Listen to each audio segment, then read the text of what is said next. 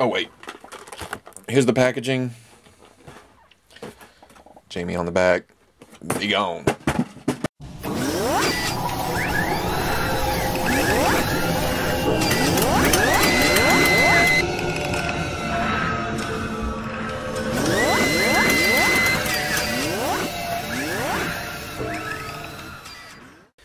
Okay, people, welcome back to another Fwoosh review. Tonight I'm looking at the Game of Thrones Legacy, Jaime Lannister by Funko.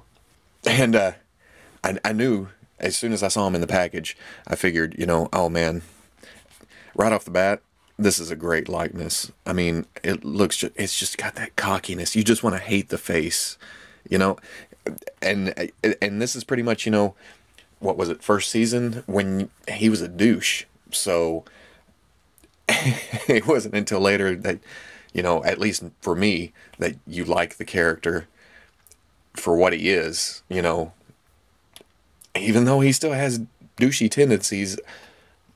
And I hope this doesn't, get in the way of getting us a one, with his hand chopped off, dirty. Now the cape, another thing, the cape is kind of heavy and it is flexible, but they made it a little longer than the figure. Well, it's longer than the figure is tall. So you have to kind of drape it back a little bit. When you do that, if you try to just stand them, it pushes them forward. So you have to kind of get it just right. But just like I've been saying about all the other figures, just fantastic sculpting here. And paints, not much from the back. Has mail. The cape covers a lot of the back, which is cool. Now on paint, I am going to say I did a quick check of reference pictures, and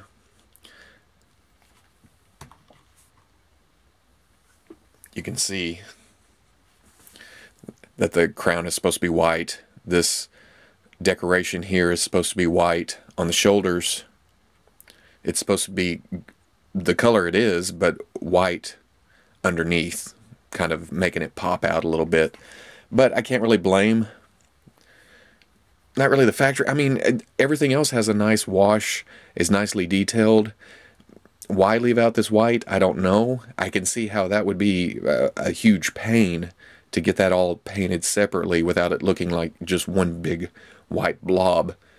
But what you gonna do? Otherwise, even his stubble's pretty good. His eyes are definitely good. Like I said, it's Jaime. It's kind of amazing. The scabbard here is hanging by two leather straps.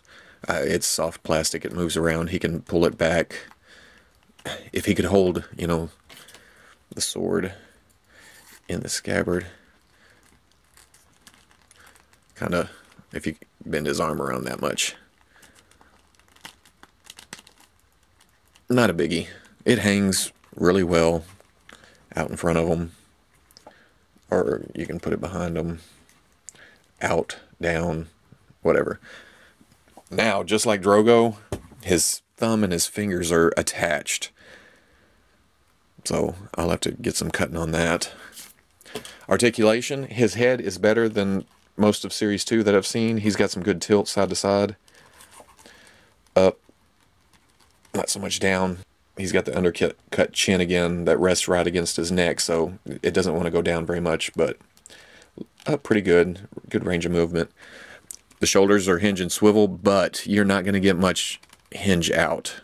This armor piece, this shoulder pad type thing, only gets you out to here. But it goes all the way around. The elbows are hinge and swivel, kind of tight. Again, 90 degrees. I feel like I'm repeating myself with every Series 2 figure. Swivel. This is soft right here, so he can swing out.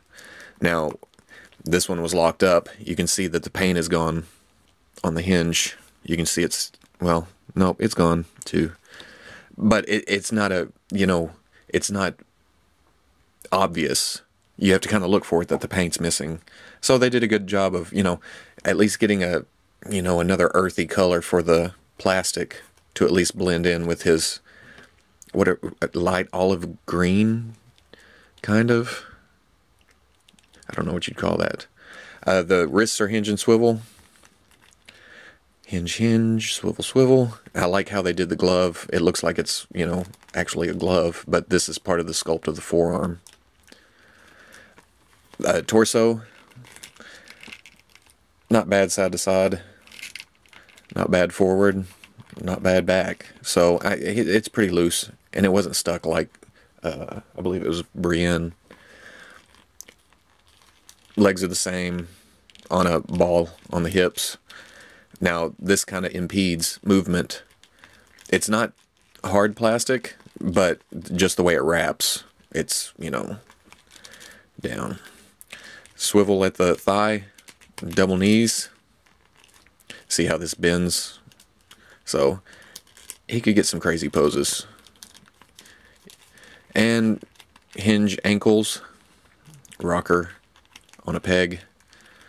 Pretty standard now. I never thought I'd say that, but, you know, pretty standard for Funko 6-inch figure. Here he is with Brienne, which, and I did a lot of researching here a minute ago. I'm a Google monster. Brienne is 6'3", slightly taller than Jaime, who is 6'2", so that's just about perfect. Now, I really want to keep going back to Drogo, so now Drogo is 6'4", so he's slightly, he works with Jaime, not so much with Brienne, and you can kind of tell he was shrunk down. But now check this picture out. Yeah, Drogo is hunching a little bit, but when I found this picture a minute ago, I thought, wow, the figures aren't as far off as I thought. But coming back to the figures, yeah, it's a little smaller. He could be slightly bigger, but Daenerys is 5'2", and most of the time he was next to her, so maybe he's not as, I mean, I'm not saying 6'4" isn't big and imposing. I wouldn't walk up to Jason Momoa and slap him in the face, you know. But he's not as large when compared to other members of the cast, is what I'm trying to say, I guess. I'd still like to see the figure bigger. But as far as Jaime's concerned, holy, just, you know, sculpt, again, all around great figure. And like I said with Brienne, you know, great figure, go out and buy it. It's hard to say anything else. I'm going to cut his thumb.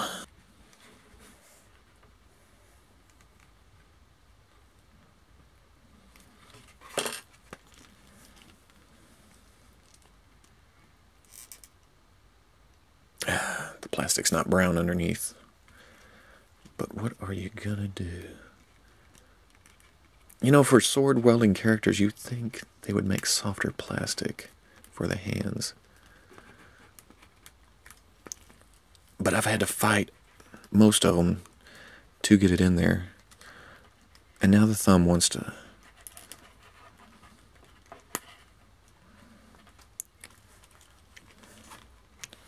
There you go. If you like the video, comment, like, subscribe, and I'll see you on the Fwoosh. I'm sure you guys are getting sick of hearing me say, oh, Series 2 is great. Pick them up. Because, seriously, Series 2 is great. I'd pick them up.